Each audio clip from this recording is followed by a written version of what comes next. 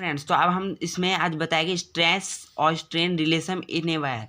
मतलब स्ट्रेस और स्ट्रेन का रिलेशन बताएंगे वायर के, एक वायर के द्वारा। ठीक है, तो आप जैसे कि ये एज्यूम करिए ये एक वायर है। ठीक है, ये एक वायर है और ये स्केल है। ठीक है, और इसमें एक हम वेट डालने के लिए हम ये रख रखे हैं।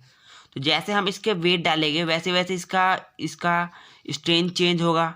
ठीक है, स्ट्रेस बढ़ेगा तो स्ट्रेन स्ट्रेन भी चेंज होगा, यानी इसका इसका साइज बढ़ेगा। ठीक है, इसका लेंथ बढ़ेगा। तो हम इसको एक ग्राफ के द्वारा बताते हैं। तो इसको मैंने एक ग्राफ बनाया है जिसमें मैंने स्ट्रेस को ऊपर होते हुए दिखाया है और स्ट्रेन को इस तरफ। ठीक है, तो सबसे पहले ये देखिए, एक ये जा रहा है हमारा। सबसे पहले स्ट्रेस जब हम इस पर लोड डाल रहे हैं, वेट डाल रहे हैं, तो स्ट्रेन इक्वली बढ़ रहा है, इक्वली मैनर में बढ़ रहा है। ये देखिए इक्वली मैनर में बढ़ रहा है। ठीक है, यहाँ तक इक्वल मैनर में बढ़ रहा है, यानी यहाँ तक स्ट्रेस इज डायरेक्टली प्रोपोर्शनल है, मतलब डायरेक्ट प्रोपोर्शनल है स्ट्रेन के। ठीक है, यहाँ तक ए तक ये डायरेक्टली प्रोपोर्शनल है। स्ट्रेस डायरेक्टली प्रोपोर्शनल मतलब बराबरी मैनर में बढ़ रहा है। ठीक है, और यहाँ पे जब पहुँचता है, यानी एक ऐसी लिमिट जहाँ तक पहुँचेगा, उसके बाद उसको थोड़ा जैसे स्ट्रेस जितना मिल रहा है उससे ज़्यादा स्ट्रेन बढ़ेगा। यानी स्ट्रेस हम दे रहे बराबर मैनर में ही, लेकिन स्ट्रेन अब ज़्यादा बढ़ेगा, मतलब वो ज़्यादा इलोंगिटेट करेगा। तो यहाँ तक जैसे बी तक पहुँचा तो इसकी एक ये इलास्टिक लिमिट हो गई, इसकी आखिरी इलास्टिक लिमिट की, इससे ज़्यादा नहीं होगा। ठीक है, इलास्टिक लिमिट।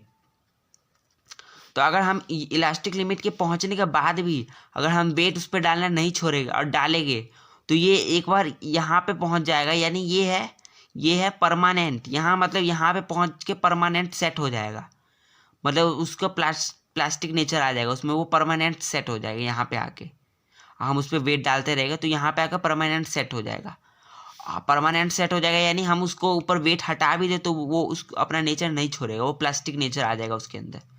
अगर मानिए अब उसके बाद भी हम उसके ऊपर वेट डाले जा रहे हैं तो डालते डालते उसके पास एक ऐसा टाइम आ जाएगा जिसके बाद वो उसके ऊपर वेट हम डाल भी रहे हैं, नहीं डाल रहे, फिर भी उसका इलोंगिटेट स्ट्रेन बढ़ता ही जाएगा। मतलब हम स्ट्रेस डाल भी नहीं रहे फिर भी स्ट्रेन बढ़ता ही रहेगा, बढ़ता ही रहेगा। ठीक है, तो अब ये इतना बढ़ जाएगा, इतना बढ़ जाएगा कि इसका ये आखिरी लिमिट हो जाएगा।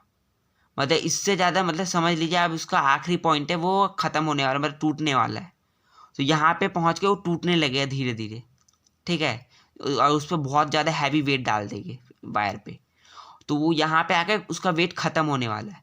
तो उससे हमें दिखने लगे कि वो टूटने लगा धीरे धीरे, तो वो हमें पता चलने लगेगा। जैसे आप एक रबड़ बैंड है तो उसे आप स्ट्रेच कर रहे हैं, तो यहाँ पे जब यहाँ पे उसको एक लिमिट से ज़्यादा स्ट्रेच करेंगे तो वो वहाँ पे उसका छोटे छोटे पार्टिकल्स जो हो गए, उसमें छेद हो गए, वो दिखने लगते हैं, यानी वो टूटने लगते हैं। और जब ये यहाँ पे पहुँच जाता है तो ये बाद में उसके बाद हम कितना भी उसको हम वेट हटा दे वो फ्रैक्चर पॉइंट पे पहुँचेगा, मतलब इससे कम नहीं होगा।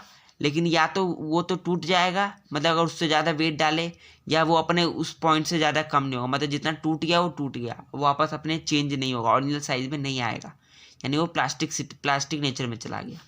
तो ये सबसे पहले तो इसमें क्वेश्चन ही पूछता है इलास्टिक बिहेवियर कहाँ तक है और कहाँ तक इलास्टिक बिहेवियर ख़त्म होता है, मतलब प्लास्टिक नेचर कहाँ तक स्टार्ट हो रहा है।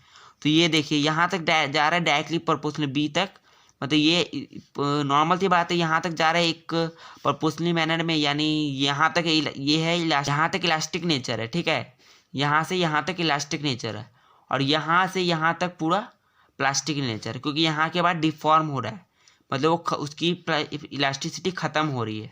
ठीक है, तो हमारा स्ट्रेन रिलेशन यहीं ख़त्म होता है। फिर मिलता है अगले वीडियो में।